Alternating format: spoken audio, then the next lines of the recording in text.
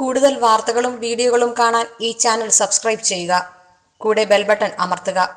Please subscribe our channel.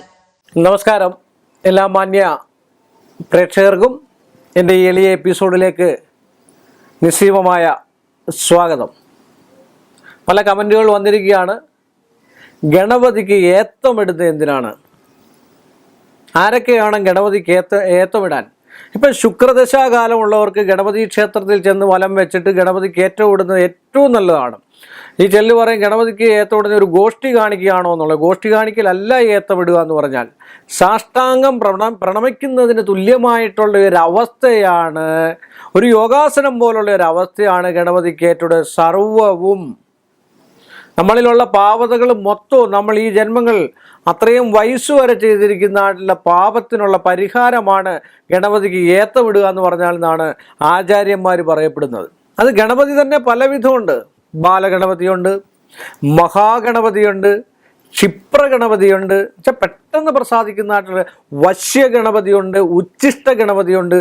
Ganapathi തന്നെ ഒരുപാട് ഗണപതികളുണ്ട് ഇല്ലേ? നിങ്ങൾക്ക് കണ്ടാലറിയാലോ. ഓരോ ഗണപതി വിഗ്രഹങ്ങളും ഓരോ ഗണപതി ഫോട്ടോ കണ്ടു കഴിഞ്ഞാലും നമുക്കറിയാം ഇന്ന ഗണപതിയുണ്ട്. ഗണപതി എന്ന് പറഞ്ഞാൽ പെട്ടെന്ന് ക്ഷിപ്രപ്രസാദിയാകുന്നതായിട്ടുള്ള ഒരു ദേവ ചൈതന്യമാണ്. അതുകൊണ്ടാണ് നമ്മൾ വീട്ടിലെന്നും ഒരു അല്പം കൊടുത്തു കഴിഞ്ഞാൽ പ്രസാദിക്കുന്ന ആളാണ് ഗണപതി എന്നാണ് പറയുന്നത്. പക്ഷെ ഗണപതിക്ക് വെച്ചിരിക്കണം. ഗണപതിക്ക് വെച്ചിട്ട് വേണം നമ്മൾ എന്തെങ്കിലും ചെയ്യാൻ. അപ്പോൾ ഗണപതിക്ക് ഏത്തമിടുക എന്ന് വെച്ചാൽ ഒരു കാല് മറ്റൊരു കാലിൽ കയറ്റി വെച്ചതിന് ശേഷം ഭൂമിയിൽ തൊട്ട് ഒരു കാലിൽ നിന്നുകൊണ്ട് മറ്റേ കാലിൻ്റെ വിരലുകൾ മാത്രം ഭൂസ്പർശം വെച്ചുകൊണ്ട് രണ്ട് കൈകളും ഇടതും വലതുമായിട്ട് വെച്ച് നമ്മുടെ രണ്ട് വിരലുകൾ ഇങ്ങനെ പിടിച്ച് ചെവിയുടെ തുമ്പത്ത് പിടിച്ചിട്ട് മൂക്ക് താഴെ മുട്ടുന്ന രീതിയിലാണ് നമ്മൾ സാധാരണ ഏത്തമിടുക. അങ്ങനെ വേണം ഗണപതിക്ക്. സർവവും മറക്കാനുള്ള സർവവും മറന്ന് കാര്യം നമ്മൾ ചെയ്തു പോയ തെറ്റുകൾക്ക് മനസ്സോട് പ്രായിച്ച് എന്നെ തന്നെ അർപ്പിക്കുന്നു എന്നുള്ളൊരവസ്ഥാന്തരത്തിൽ ഭഗവാനിൽ അർപ്പിക്കുന്നു, അല്ലെ നമ്മളിൽ അർപ്പിക്കുന്നു എന്നുള്ള ഉദ്ദേശത്തോടു കൂടിയാണ് നമ്മൾ ഏത്തമിടുന്നത്. അത് ചില ആൾക്കാർ 12 ഏത്തം, ഒരു 3 ഏത്തമെങ്കിലും കുറഞ്ഞത് ഇടണമെന്നാണ് പറയപ്പെടുക. അത് 12 ഏത്തമിട്ട് കഴിഞ്ഞാൽ വിവാഹം നടക്കുമെന്നും 21 ഏത്തമിട്ടുപാട് ജോലിയിൽ ഐശ്വര്യവും സമ്പൽ സമൃദ്ധിയൊക്കെ ഉണ്ടാകുമെന്നും 41 ഏത്തമിട്ട് കഴിഞ്ഞാൽ രോഗവും ദുരിതവും ഒക്കെ മാറിക്കിട്ടി നമുക്ക് എന്തെങ്കിലും വൈദ്യനെ കാണണോ അല്ലെങ്കിൽ ഡോക്ടറെ കാണണോ ഉള്ള വിഷയങ്ങളോ മറ്റു കാര്യങ്ങളൊക്കെ ഉണ്ടെങ്കിൽ 41 ദിവസം അടുപ്പിച്ച് ഗണപതി ക്ഷേത്ര ദർശനം നടത്തി 41 വട്ടം ഏത്തമിടുന്നത് ഏറ്റവും ഉത്തമമാണെന്നാണ് പറയപ്പെടുന്നത്.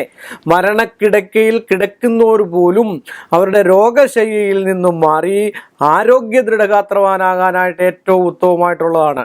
അതുപോലെ അവലും മലരും നിവേദിക്കുക, അതുപോലെ അപ്പം വാർക്കുക, ഇങ്ങനെയൊക്കെ ചെയ്ത് കണ്ടു കഴിഞ്ഞാൽ ഏറ്റവും. അതുപോലെ കരിമ്പൻ തുണ്ടുകൾ ചെറിയ പീസാക്കിയ കരിമ്പൻ തുണ്ടുകൾ ഗണപതി ഹോമം ഗണപതി ക്ഷേത്രത്തിൽ നടത്തുവാണെങ്കിലും ഏറ്റവും ഉത്തമമാണ്. അതുപോലെ ഏത്തമിടിയിൽ എന്ന് പറഞ്ഞാൽ അത്യന്തം ഏറ്റവും നല്ലതായിട്ടുള്ള ഒരു പരിഹാര ക്രിയയിലൊന്നാണ്. ചില ആൾക്കാർക്കൊക്കെ നാണക്കേടാണ് ഏത്തമിടാനെന്നൊക്കെ പറഞ്ഞു കഴിഞ്ഞാൽ. ഒരു നാണവും വിചാരിക്കേണ്ട. ധൈര്യമായിട്ട് ഗണപതിയുടെ മുമ്പിൽ ചെന്നിട്ട് ധൈര്യമായിട്ട് കണ്ണുമടച്ച് നമ്മുടെ കാര്യങ്ങൾ പറഞ്ഞ് കണ്ണടയ്ക്കാൻ പാടില്ലെന്നാണ്. വിഗ്രഹത്തെ നോക്കി നിൽക്കുമ്പോൾ കണ്ണടച്ച് നമ്മൾ പ്രാർത്ഥിക്കുകയാണ്. എന്താ പ്രയോജനം? നമ്മൾ ആ വിഗ്രഹത്തെ ഒരു 30 ഡിഗ്രി ഇതിൽ ചരിഞ്ഞു നിന്നുകൊണ്ട് ദേവചൈതന്യം പുറത്തോട്ട് വരണം. അത് നമ്മളിലേക്ക് ആവാഹിക്കണം. അതാണ് ആ ദേവചൈതന്യം, അവിടുത്തെ പ്രസരിപ്പ് നമ്മളിലേക്ക്, നമ്മൾ തന്നെ ഈശ്വരൻ എന്നുള്ള രീതിയിൽ ആ പ്രസരിപ്പ് നമ്മളിലുണ്ടാകണം. അവിടുത്തെ ചൈതന്യാവസ്ഥ നമ്മളിലുണ്ടാകണം. അവിടുത്തെ അനുഗ്രഹകലകൾ നമ്മളിലുണ്ടാകണം. അതിനുവേണ്ടിയാണ് അങ്ങനെ ചരിഞ്ഞു നിന്ന് കണ്ണ് തുറന്നു വെച്ചിട്ട് വേണം ദേവനെ കാണാൻ. ചില ആൾക്കാരൊക്കെ കണ്ടിട്ടുണ്ട് ദീപാരാധന സമയത്ത് കണ്ണു അടച്ചു നിന്ന് പ്രാർത്ഥിക്കുന്നത്.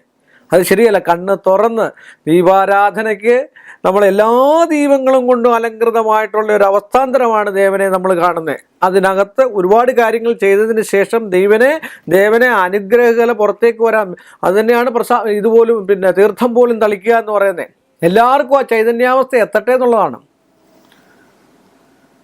ആ ഭൂമിയിൽ ആ സോപാനത്തിലേക്ക് തീർത്ഥം തളിച്ച് എല്ലാ ആൾക്കാരെയും ശുദ്ധി വരുത്തി ആ ചൈതന്യം നമ്മളിലേക്ക് ലയിപ്പിക്കാൻ വേണ്ടിയാണ്. അങ്ങനെ ഗണപതി ഭഗവാന് ഏറ്റവും ഇഷ്ടപ്പെട്ട ഏറ്റവും പ്രായച്ചിത്ത പരിഹാരം. എന്ത് തെറ്റുകളും, ഏതൊക്കെ തെറ്റുകളും, ജീവിതകാലത്തിലുള്ള തെറ്റുകളൊക്കെ പൊറുക്കാൻ കഴിവുള്ള ഒരു ചൈതന്യ സ്വരൂപനാണ് ഗണപതി എന്ന് പറഞ്ഞുകൊണ്ട് ഞാൻ ഈ എപ്പിസോഡ് ഇവിടെ വൈൻഡപ്പ് ചെയ്യുന്നു.